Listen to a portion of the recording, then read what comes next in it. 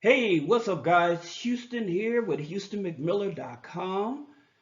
For those of you that's just finding my YouTube channel, welcome. Don't forget to hit that subscribe button and that bell to get the next video. Also, don't forget to comment, like, and share if you find any value in the video.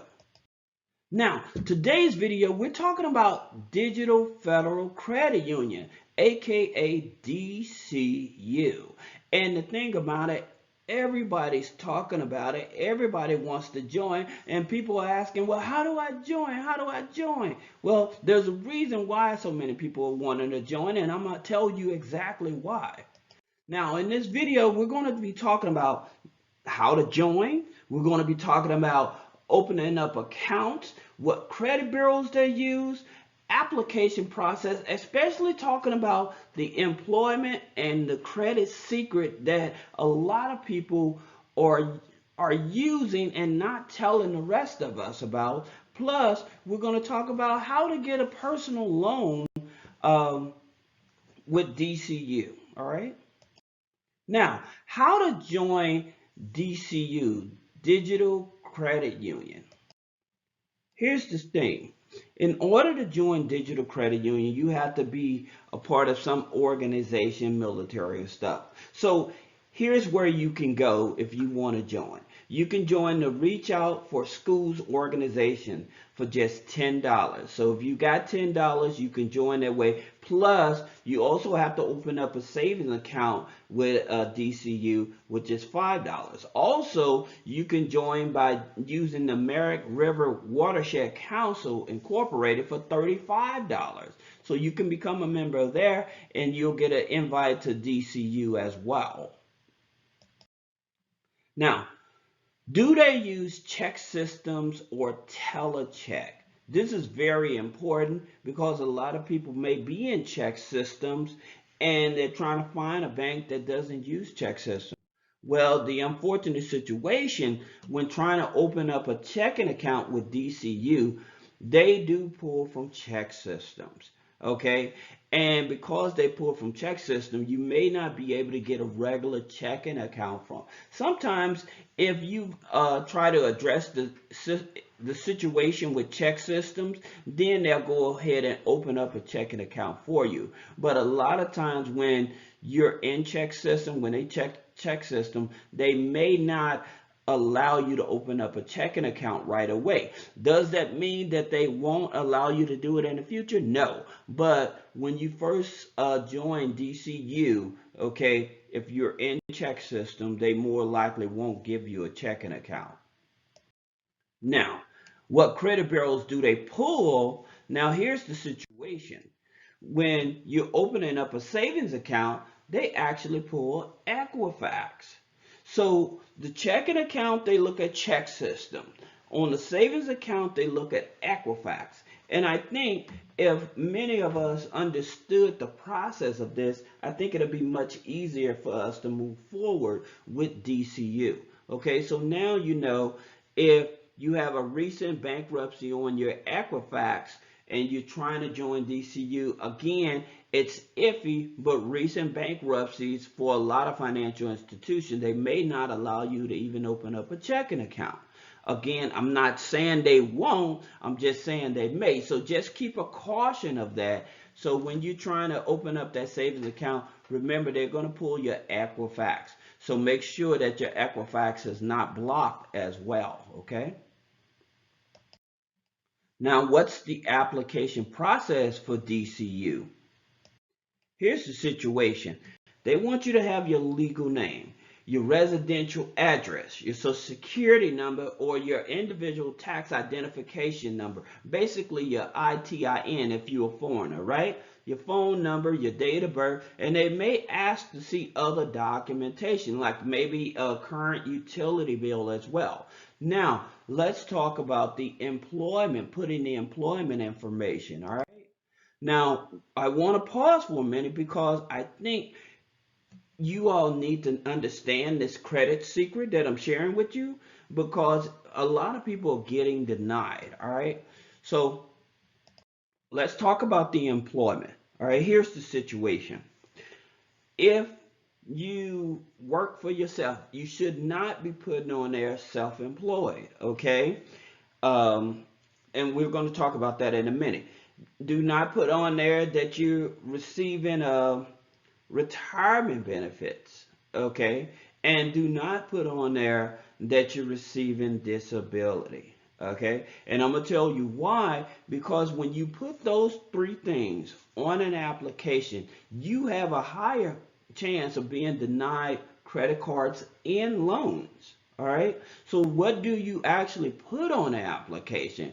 Now, for those of you that are self-employed, you need to actually set yourself up as a company. And so in order to do that, you can set up by clicking the link below, you can set up a consultation um, to help guide you to set your corporation up properly, so that way you're working for a corporation. You're not just self-employed, you're working for a corporation. And here's why. One, once you start getting credit under the business, you're going to get more credit on the business side than the personal side. That's one. Number two, you're going to be protecting yourself.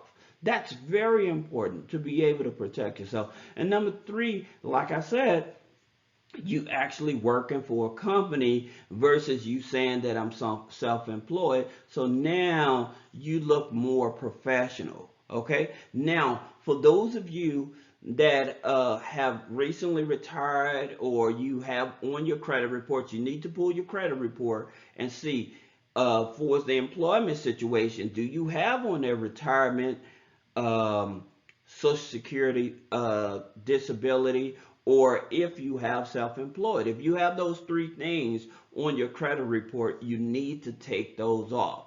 You Again, if you don't, you're going to have a higher chance of being denied personal loans, as well as personal credit cards, as well as business credit cards. Because again, you're saying that I'm the only one responsible for my income. And by you being retired, especially disability and stuff, okay, you have a very minimum amount of money every month. They automatically calculate this. So just say you have $1,500 coming in, okay, in your household, right, from you, and your rent is $900.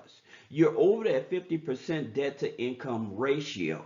So that's the reason I have to explain it, so that way you understand why you're being denied personal loans and personal credit cards. When you're over that 50% debt to income ratio, you have a higher chance of being denied. Now, there's some good news here, but I really want you to understand this. If you are retired, but you may have a spouse that has income, you want to include that income on your credit application as well. Or you may have kids that are staying with you, and they're contributing by paying that 950. They may be paying 750. So you're actually only paying $200 rent, right? So you have to really actually look at the numbers. How much am I really paying? Am I paying below that, or does my debt to income ratio hit below 50%? Okay. Actually, I would tell you, to be on the safe side, if you can get your debt to income ratio down to about 40%, 35 to 40%, you're in that safe margin to where you have an opportunity to be approved for personal loans and personal credit cards, even if you're on Social Security disability or you're retired, okay?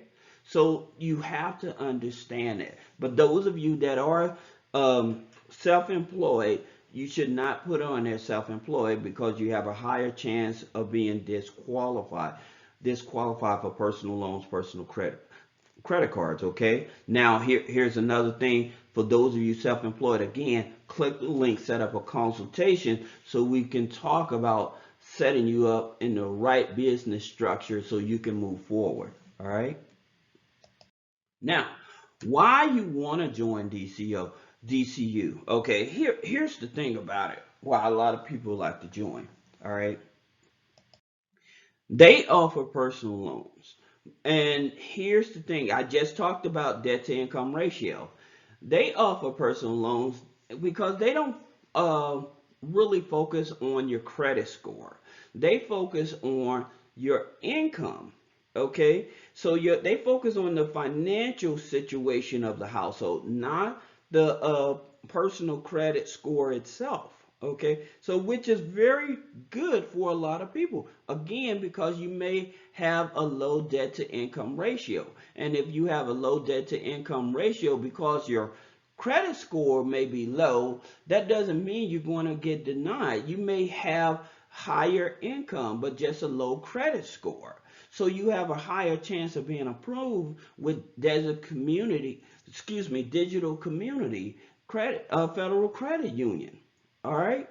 So that's the reason that I tell you about the employment. I elaborate so much on the employment and everything, so you understand. If you have a debt to income ratio between 35 to 40%, you have higher chances of being approved, especially with Desert Credit Union. They're actually not focused on the personal credit, which is a big bonus for a lot of people. They may have challenging credit, but they have good income and they don't have a whole lot of bills and stuff, so it actually gives you a leverage. Okay, so that's the reason, one of the reasons you may consider joining.